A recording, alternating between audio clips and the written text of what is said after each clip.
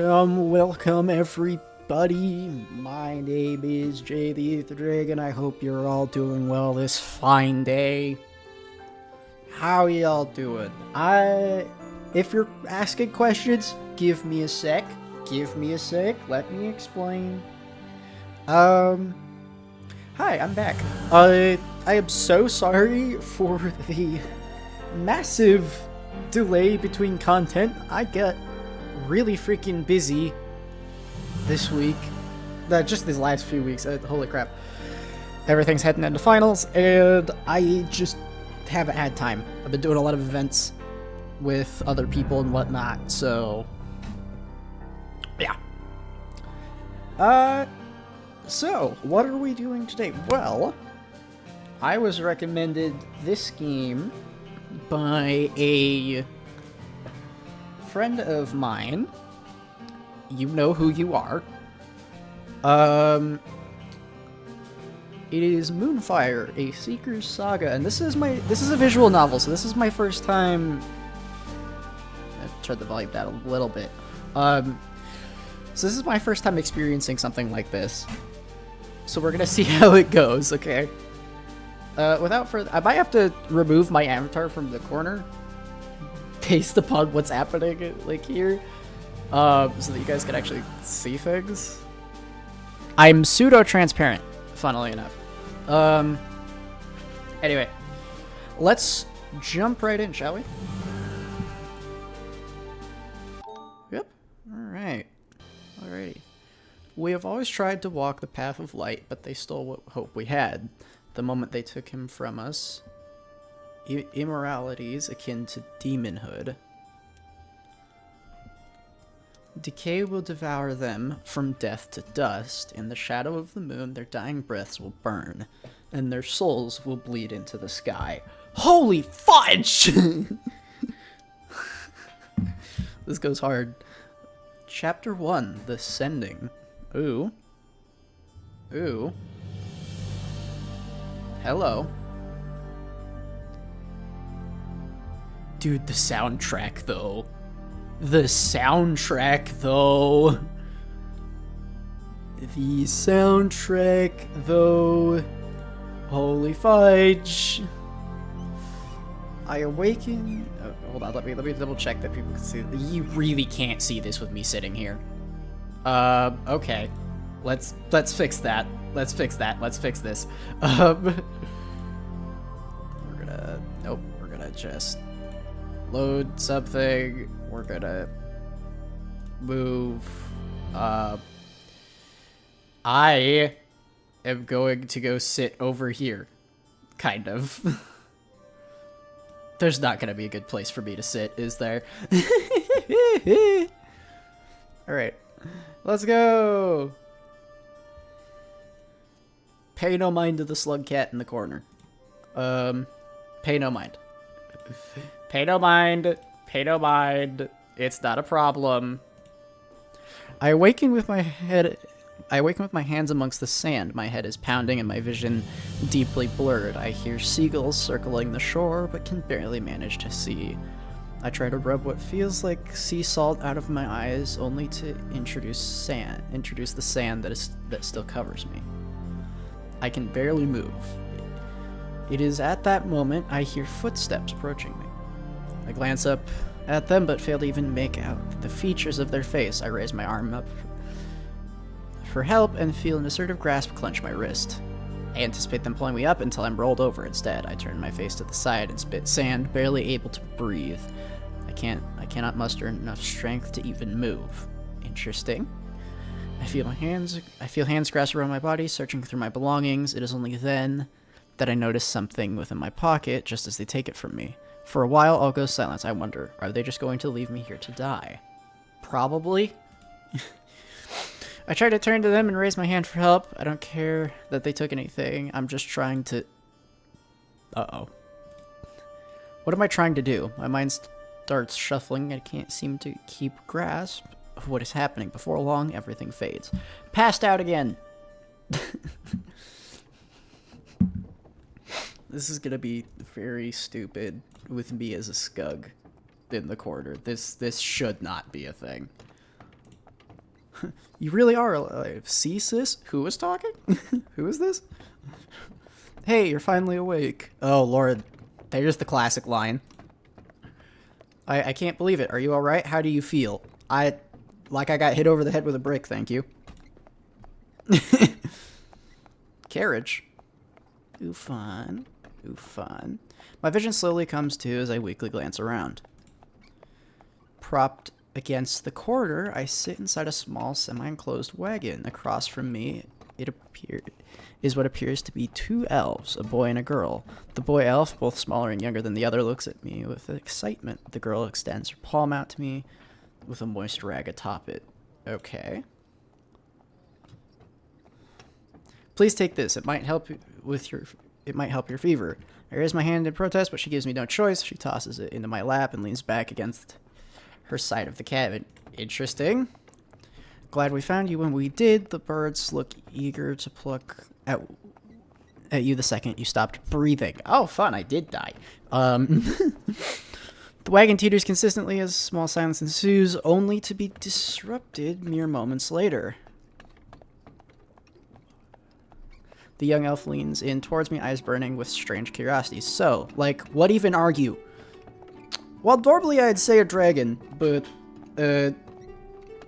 at this point, I don't know. Oh. There really is just no good place on screen for me. Awesome! We'll figure something out. Hold on. Maybe I could just move myself, like, a little over here, and we'll be fine. You know? This seems safe enough. Fender, that's rude. The girl snaps at her brother as he shrugs, seeing nothing wrong with his prodding. I look at them with slight bewilderment. Male. What do you mean? I'm just a person, I say to them as they tilt their heads in confusion. You know, a boy. Yeah, I am male. I can see that, chuckle. What? But what's a person? What? A human? You've never seen a human before? Where am I? I am not human, thank you. You were in Melenthia, the northern country of Tavnor. The two paused, noticing a lack of reaction from me. Do you not know of it? Do I look like I know of it? Who cares of that? It's neat. You're like a furless, but not an elf. That's so cool. I beg to differ. Sorry if we're overwhelming you. She smacks her brother playfully. We are just curious. We're just very curious, sorry. Is there anything you know of? I don't think I know. Everything is foggy. I don't even know how I got here. Probably the ocean. Oh gosh, we found you nearly dead by the sea. She pauses for a moment. Drat, forgive me. We forgot to introduce ourselves. She bends her head in embarrassment.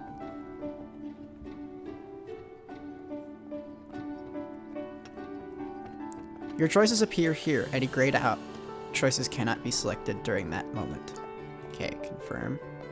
Clicking anywhere in this area will advance the dialogue. You can either just press, or you can just press the enter key once. Wow, I can't speak today. I'm just gonna play how, like, I would in this scenario. You're okay. Honestly, I think I'd be slightly overwhelmed, but we're just gonna go with you're okay. You're okay, no reason to be so formal. Right, well, you can call me Cora, and here is my little brother, Fender. We're elves. You've seen elves before, yes? With a soft shake of my head, she continues, awesome. Elves are the descendants of Fae, and of the many populations of Melenthia. We mostly inhabit the western parts of Tavnor. There are us, orcs, and the rest of creature kind. Well, I guess there's you now, too. Do you at least remember your name? Jay. Jay is your name? Yes! Jay, I don't think I've heard anyone having a name like that before. Sorry! Oh, crap. Just as Fender finishes, a bipedal feline jumps on the side of the wagon, her head poking through. She observes everyone before speaking. From what I could see of her, she's wearing a slim outfit with a cowl, a single sheathed weapon set strapped on either side of her belt. Dual wielder. Scary. Hey, I've caught up. All good, Cora? Cora nods to the feedline, affirming not much has changed on her end. Sorry, I'm trying to peek around my mic right now because to get close enough for me to actually have decent volume, I have to keep it like right in front of me. Can you head up front with the others? The cat blinks with a soft nod before hopping off the side of the wagon and trotting up the road, gone as quickly as she came. Interesting.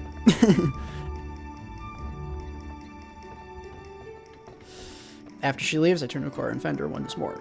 Who? Who was that? Yes, who? Tell me. That was May. Fender jumps in to answer quickly, his sudden response nearly stumbling my thoughts. Interesting. Don't call her that. You know she hates it. Cora glares at Fender. That was May Lightwater. She's my personal scout and part of the guard. She can be a bit hard to talk to with, but she is kind at heart. Funny. She thwacks at her brother's shoulder once more, which is why I wish you'd stop nagging at her. Oh, fun. Hey, knock it off. So why choose to save me? She probably wouldn't like to admit it, but it's just in Cora's nature to help anyone she sees. Interesting. It's kind of part of my duty, really. It's the right thing to do. Oh, don't start. What do you mean?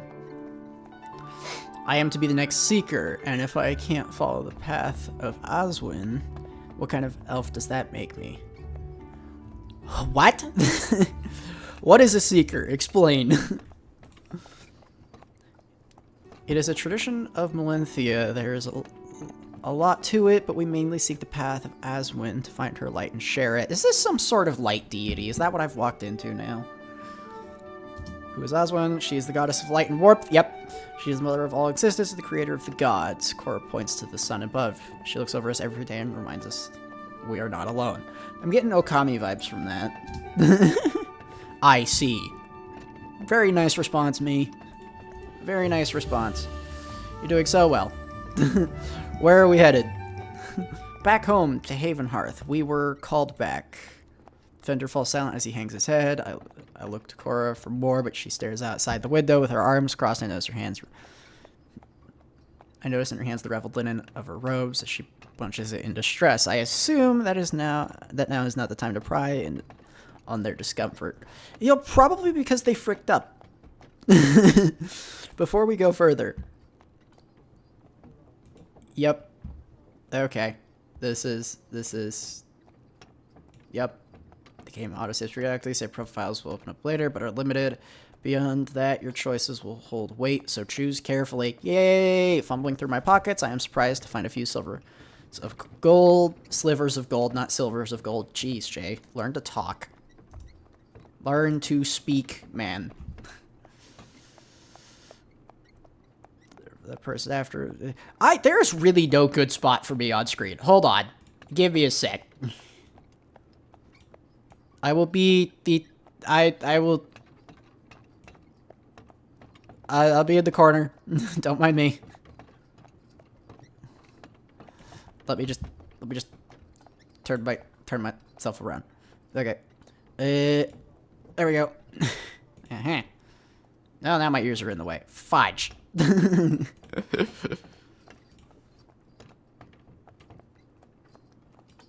Dude, there's no good spot on screen. Ah!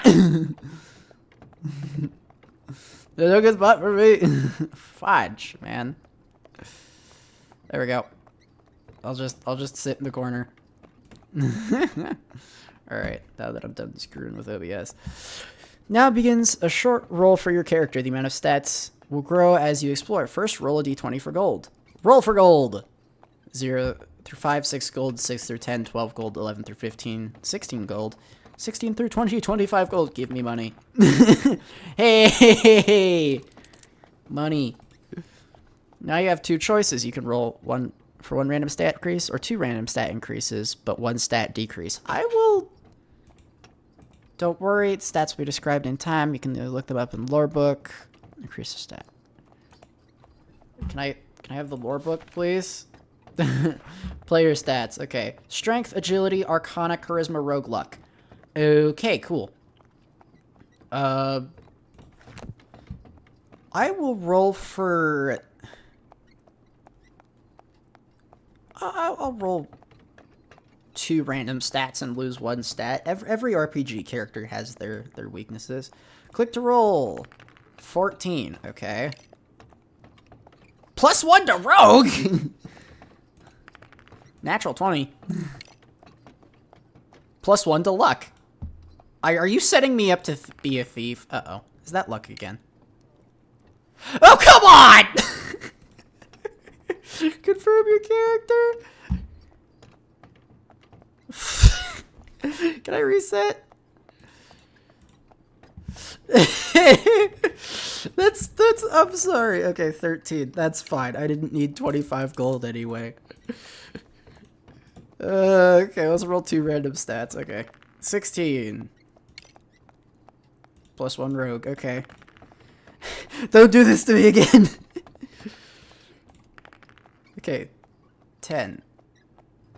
-1. Yeah, that fits. That fits real well. Yeah, we'll go with that. I've become a rogue who can't talk.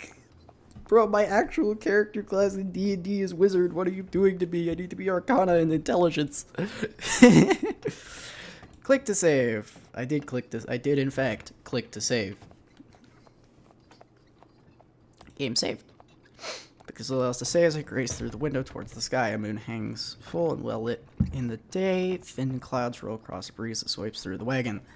The air is crisp and refreshing. I'm thankful they did not leave me to die. Yeah, I would hope they wouldn't leave me to die.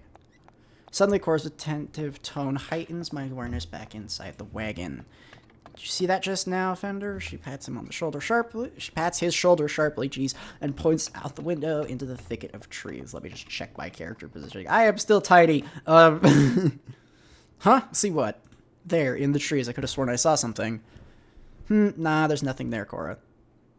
Cora rubs the bottom of her palms with her fingers, lost in thought, without ever taking her eyes off the trees. Wonderful. Go check on Mayu, please. She has the keenest eyes. Yeah, she's a cat. Do I have to? She was just here. Why didn't you... Now, Fender. Oh, jeez. Ugh, fine, he mutters as he hops out of the wagon. Interesting. I try to follow Cora's gaze in the forest as I observe. The trees stand tall and crowded, littering both sides of the road. Their branches sway in the wind as the leaves whistle out to us. But I cannot see anything amongst them. There's supposed to be music, right? Am I just crazy? Am I just crazy? Okay, well, close menu.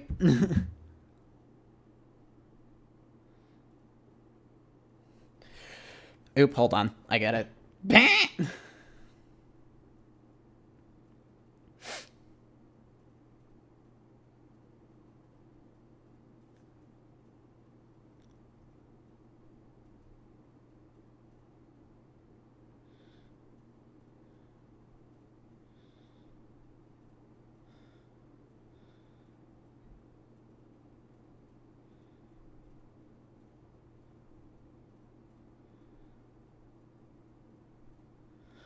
Alright, that was just an invite out to something. Okay, I'm working.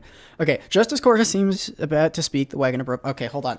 I need to freaking deal with my door.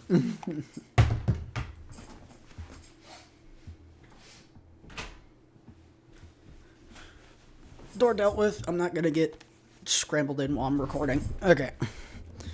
Just as Cora seems about to speak, the wagon abruptly slides to a halt. I can hear up ahead the cries of unsettled horses and the shouts of guards. Bandits in the trees! Uh-oh. I hear the sharp sudden thud of arrows as they thwack into the side of the wagon. Cora herself winces at the sound before trying to peek from the corner of the window. Do I have a knife? What are you doing? I'm trying to... Damn, I need to see. She ducks below as an arrow flies through the window and sticks against the wall. These are not bandits, they're Coolvins, which means they are here for one thing and one thing only. She takes a quick breath to gather herself. They're here for me, Jay. Yeah, give me a knife. Coolvins? You? Coolvin thugs, they're no better than bandits. Awesome. Why are they attacking? If this is racism against lizards, I'm gonna be very mad. I should have mentioned earlier, I'm the daughter of the queen. Of course you're a freaking princess. Of course you're a freaking princess. Oh, as would protect us, they're probably here for my head. You must help me, Jay, or we are both dead. I just hope we don't die. Yeah, that is exactly what I would say. Likewise, Jade. Cora reaches her hands into a small tan patch, fumbling around for something. If anything happens, seek out. Oh, fudge. Suddenly, a blast of wood shrapnel sprays across us. I can feel the sting of slivers in my arms, and there's a giant hole in the side of the wagon! The shouts and cries of battle erupt all around us as a man dives into the wagon and immediately grabs at Cora. I instantly jump on him, kicking at his helmeted armor, but it does little to stop. Give me a knife! Another comes to his aid and shoves me off. Among the chaos, I can see Board run and drag Cora off into the trees as little of her guard is even able to notice. Oh, fun. Give me a knife. The attackers, some of them manged foxes with rabid fangs, rush the guards with jagged axes and swords. They scream shouts of anger towards them mid-charge. Oh, fun. I notice a fallen guard. He's clutching his sword. Several guards beyond unaware of Cora's capture are having combat. Give me the sword! I grab the sword on the ground and quickly run for Cora. Amongst all the chaos, I barely noticed the band directly behind me. Ow!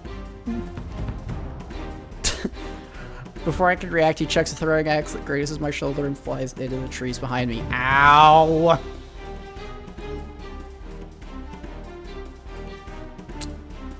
I'm gonna run. I'm gonna run. With a little nudge of swordplay, I take my chances at losing him in the forest. I sprint as fast as my legs can carry me, feeling as though my very joints would come loose at any moment. By the time I near this tree, I see a guard. Intersection. Oh no! Just as I feel I have reached the trees in safety, a lone arrow slices into my side of my... Ah! The guard that dropped the bandit must have seen me, for he dashed into view shortly after. Oh, thank goodness. Let me see. He motions to my wounds, ripping a piece of his scarf, tightly pressing the cloth against to slow the blood flow. I wince from the pain. You got lucky. It doesn't look deep. I nod, unable to speak as I try to breathe through the pain. Where did they take her? He looks up around for Cora. I point deeper into the trees while he helps me up. Come with me. You'll be safer by my side. I swiftly follow, knowing only that if I stayed behind, I'd surely perish. Yeah. I don't want to die. Okay. The forest here was so dense, the white birch trees only grew about a foot around. But packed so closely like this, it made it hard to see but several meters ahead. In the distance, we heard a sudden shout. The guard by my side lifted his paw to me. Stay behind me, but stay close. I nod, not wanting to lose my way. As we step further into the thicket, I spot something hanging from a bush. Picking it up, I notice it to be Cora's pouch she was reaching into earlier. Is that Cora's? I nod slowly, the pouch hanging wide open. I can see a soft glow protruding from inside. I reach and pull out a smooth aqua stone, the source of the light. Was this what she was reaching for earlier back in the wagon? It's a spellcasting focus. What do you want to bet? By now, the wolf's attention is set on the shouts ahead. She must be close. Come on. We quickly set pace as the shouts grow louder and louder. I round a tree into a small clearing where we spot them. One of the bandits stood yelping and pulling away from Cora with an oozing stream of blood dripping from his arm. She stood defensively, slashing at her assailant with a dagger.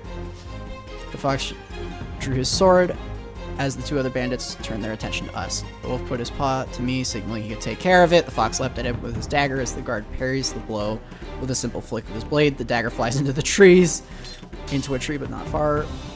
With his body left open, the guard barely strikes him down as the second bandit is already mid-lunge towards him. The bandit manages to slash at him before he has time to block. The wolf staggers back. A look of anger crosses his face. The stone between my fingers begins to glow as I know I must intervene. I could stab him, but I'm gonna use the magic. 14! I am a mage, dude. I hold it up to the bandit, feel sudden warmth almost my palm. The stone itself shudders as a pulse of light becomes a beam so bright I have to shield my eyes. I am a mage, mother freak. As I... Open them again. I can see the wolf had used the light as a distraction to fell the bandit mid-lunge. I blink rapidly with confusion as the wolf stands and nods to me. With both bandits quickly down, the third lets go of Cora and Shotgun turns for the trees, fleeing quickly. Oh, thank the moon you made it rain. And with Jay at that. Yeah, with me, I'm here. I don't do much, but I'm here. Yes, he led me to your aid, Cora, and for that I'm thankful. Who knows what the queen would do if we had lost you? Have our heads, probably. As much as I'd like to chatter, I must return to my men, follow in safe distance, but do not leave the trees unless all the fighting has stopped, Cora. The Grey Wolf... The Grey Wolf sheathes his sword and leaps through the trees, sprinting back to the sound of battle. Thank you, Jay, for saving me. We should return swiftly as well, for I must fight too. Cora takes the pouch and the stone as we head back, following Rain closely. Do I not get Arcana points for this? We emerge from the trees to find to the familiar path. Jeez, Jay, learn to speak.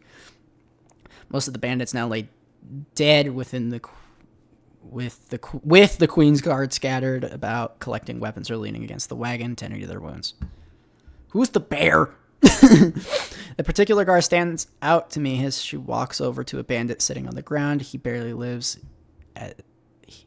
yet lives as he glares up at her. Oh, this man's just gonna get murdered. Culvin, I'm not scared of my fate, dog. Your queen is not mine, and I defy Lavera's rule. She is not one to... The only thing you defy are the creatures of Melanthia and the place you once called home. Oh, frick me. Oh! Frick me, dude. I watch as the bear raises her glaive in anger and drives it through the fox. Hues of deep red saturate the grass beneath him. Without the chaos of battle, I get a horrifying instant to watch as I can't urge myself to look away further. Oh, he's just dead. During the last moments of his breath, I notice his wounds crystallize and hues of red slowly fade to gray. Oh, frick me, dude. His lifeless eyes quickly lose coloration while the thin strands of fur on his pelt begin to stiffen, no longer flowing in the wind. I look to everyone else. They seem unfazed by what is happening. Cora calls out to me before I get a moment to process. What do you want now? Jay, we must head out in case there are more. She beckons to me from the wagon, now fit with a large hole in the side. Within, I can see Mayu. Am I saying that right? Sitting next to her. Okay. +2 experience orb. Every third experience orb will result in a stats up. Thank you. I'm gonna be dipping more into Arcane. I'm not a thief, dude. I hop onto the wagon and settle myself amongst the spot I was once sitting, not but 20 minutes ago. Cora waits uneasily, watching the tree line as the mercenaries carefully place their fallen comrades atop the spare horses. I hear calls of guards as they march into form. Awesome. Holy crap. Guard, come in. There are many bodies here. Let us move out before we are choked with dust. Okay, that's not Rain then. That's somebody else. Once the wagon begins to move, Mayu turns... Mayu or Mayue? How do you pronounce this? Help! Turns to Cora. Mayu. I'm just going to go with Mayu for the moment. Do you know how much farther till Havenhearth? Oh my gosh, wait, I know this track. The music. I accidentally stumbled across the soundtrack to this game long before I played it. And holy fudge, I know this track. It's one of my favorite tracks. A day's journey at best. Mayu or Mayue? Fudge. So we will probably have to camp tonight. Yes, by Leuna most likely. It will give me much comfort knowing we won't be alone. Y'all elves and your, like, preachy nonsense. After a moment of silence, Cora turns to me, most likely noticing the look on my face. Is everything okay? Who was... Oh! Bandits get killed all the time. I'm not gonna worry about that. Who's Rain? He is the brother of Stenmerit, leader of the mercenary group that Lavera hired to guard me. Stenmerit was the one that just gave the order for us to move. Oh, big guy. Him and Rain do great work together, but probably would not have made it alive if not for them.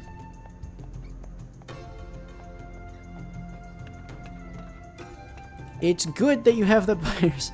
I'm glad Rain was there. It's good to have them by your side. You see, I'm a very weird mix of a, like, pessimist, but also I'm not a jerk. So this is going to feel very counterintuitive sometimes. I'm almost dead, by the way, if you can see up in the top corner. I'm glad Rain was there. It was, yeah, yada yada. That is true. I will try not to let this day drag us down. The band, it's going to make me ask. I can't get that bandit out of my head. You mean when the guard killed that last Kulvin? I don't think I can explain this well enough, but so many hate the Kulvins. They are out for nothing but violence and chasing an illusion of revenge. They think my family to be the instrument in their ruler's brutal end. It's truly tragic, but there's nothing we can do to stem the tide of rumors and deceit. Are all of your men soldiers? I know some of them do not wear armor. The armor of the guards. They're mercenaries, men from the Knights of Raven. Ooh, fun. They mostly take up sentry jobs and help guard the realm of Melinthia from bandits and thieves. They generally patrol the roads in the name of Oswin, but will gladly accept coin for any job, so long as it follows the path of light, that is. Oh, so honorable mercenaries. Their stronghold is on the hills of Melinthia, just near Mount Hari. Although the land itself is part of Melinthia, they typically rule the stead in mutual relations to all countries of Tavnor, including Damaskia. Okay, hold on. I don't need the whole name of Oswin thing again. Who exactly are the Kulvins? The Kulvin Knights, or so they pretend to be, are named after the former rule of Kolviet. Kolviet? Is that, am I saying that right? They fight in her name and try and take over what was never taken from them in the first place. Why do I feel like I'm hearing a biased side to the story? Her family reigned during the second era of a little over 200 years, but it really wasn't that long. As the scheme of eras go, Kolviet's father ruled before her, and they did a great job at it, or so I've been told. This was all before I was even born, mind you. Oh, so this is just... But after illness befell her father, she took over, and it didn't go so well. To keep things rather short, no heirs lived to see the third era after the incident. What incident? After my parents, Vesnar and Lavera took over... After my parents, Vesnar and Lavera took over by default, it was something the kingdoms had never seen before. Many would say the terror that wiped her family was that of a hex planned by my parents, or at least that they'd have a part in it. It's not unheard of in a fantasy setting. I'm just saying, it's not unheard of. As if Vesnar would ever dare. Hey! Hey now. People aren't always what you think. Kura's tone sharpens near the end, clutching her fist tightly. Her breathing intensifies when she looks out again towards the forest of trees. I wish I could ask further, but I can't imagine riling her emotions just for my understanding. Okay, why would they attack you? We're not going back to the Oswin thing. Why would they attack you? I am the queen's daughter. Lavera has slowly lost her support over the lands, and any good act she does goes hardly noticed, and after everything, I don't know what will happen. Sorry, I'm getting distracted. Although the queen is their primary goal, they do anything to harm her, even if that meant hurting me. I've done nothing but exist, and some would now wish me dead just to get a point across. Yeah, that's politics. Their paths are one of darkness. I don't think myself alone can show them the light. I feel like there's a lot of assumptions being made here. An end to our conversation comes as silence eventually ensues. I gaze upon the trees passing by. The only sound besides the birds are of the wagon itself, bouncing and swaying from the worn and dusty road. Holy fudge, mate. Lore book updated! Let's go. As if swept By a mind not my own, I dream with familiarity among the rhythmic grinding of the iron scaling against wood. The forged springs weak and weathered, creaking under the wagon's weight, the timber spokes croaking as they roll over every rock left stuck within the dirt below. I cannot place my mind even now. J... ... Yeah, that's me. The only thing I know is J. Yeah, it's me. It is me, myself, and I. Me and nothing about me. I yearn to remember, but fear what it may bring. If I am the only human here, what of my family, my friends? This is probably isekai. That's probably what this is. Do I even have any? Or did I even have any? What is my path? My meaning? For a moment, I hope my lack of knowing is bliss. I guess only time will tell. Quest log updated! 3 of us sat for a good hour or so, enjoying the silence after the commotion had erupted so suddenly before. Hold on, I'm gonna go check my... Okay. Knights of Raven. Oh my gosh, I'm gonna very much struggle to read that. I like Rain. He looks at... Stenmer looks intimidating. Holy fudge.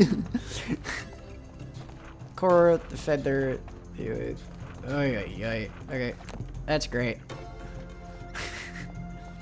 Belief, neutral. Personality, modest. Mind, modest.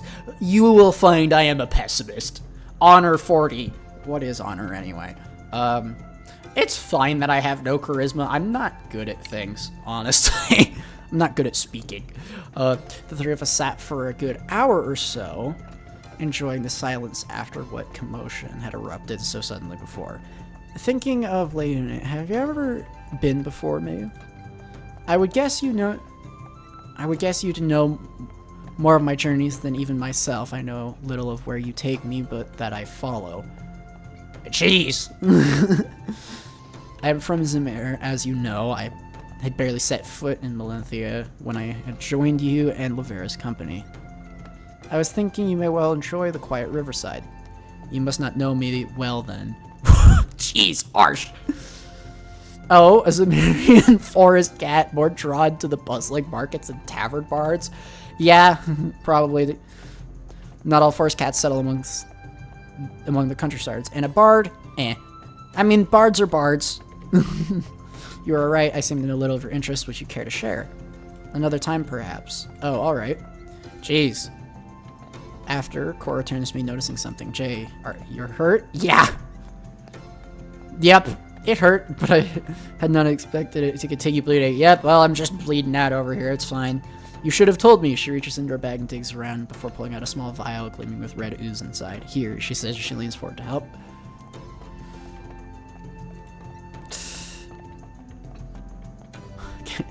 So this is one of the manually applied healing potions instead of drink. Okay. Cora helps as she pops the cork off the vial, pouring the ooze gently over my wounds. It flowed slowly, almost like a gel, as its touch was bitter cold. Eek. But the second it seeped into my wounds, I felt my flesh burning worse than the cut itself. I grimaced tightly, grouping at the side of the wagon. I was... Yeah. Those moments from criticizing her idea of helping, but when this burning sensation subsided as fast as it had occurred, I looked to my cuts in astonishment to witness the wound, although still deep and tender, had scabbed over instantaneously and no longer bled. Healing potions! Healing potions, she smiled simply. Although it can't bring you back from the dead or cure a serious injury, it does help a bit. I would like if you can head up to the front again. We should be reaching Leon soon. Mayu nods in return. I didn't expect any trouble, but I would like to be sure. Whoa! Cool map. Lodestone Passage. Okay. We're here. I assume we're just going here. For a first experience with a visual novel, this is really cool. City! I love the art style to this game as well. Holy fudge! Before long, we were nearing Leon. It was pleasant and quiet, as Cora had put it earlier. A single inn stood only a few stories tall alongside a mere couple houses. On the other end of the town, air quotes, I could see a farmstead stretching along the riverside. Only a single creature stood outside by the inn. It was a strange feeling, arriving in Leon. As I hopped down from the wagon and glanced up at the sky, the moon had remained fixated in its position. It threw me off for a moment, as I was sure hours had passed since I saw it last. It held high with a soft red tint along its surface. Interesting. The creature standing by approaches and kneels before Cora. He was like that of a saber-toothed tiger with accents of dark markings along a soft bluish fur. Blue! Frosty boy. He stood tall and agile. A rapier sat furnished on a strap to his belt with a small gem that dangled from a lace around his neck. Interesting. That's a cool character design. Holy fudge. Pleasantries, my seeker. Oh, he's one of these guys. So, you need not kneel. I am no seeker just yet.